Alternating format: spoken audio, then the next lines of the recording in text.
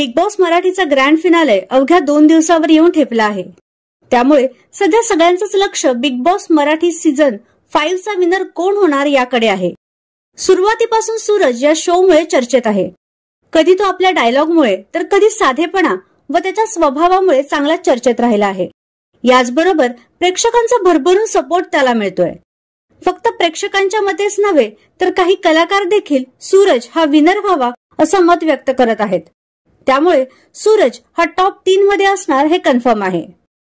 तर Indian idol विजेता अभिजित हा देखील सुरुवातीपासून प्रेक्षकांना भावला आहे. त्याला देखील चांगला सपोर्ट मिळतोय. त्यामुळे अभिजित हा सुद्धा टॉप 3 मध्ये असणार आहे.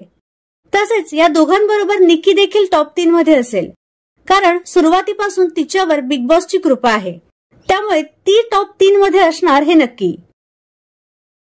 एकंदरीतच सूरज, अभिजित, निकी हे बिग बॉस मराठीचे टॉप 3 स्पर्धक असतील असं अनेकांनी मत व्यक्त केलंय. तर या तिघांपैकी तुमच्या मते कोण विनर व्हावं हे नक्की कळवा.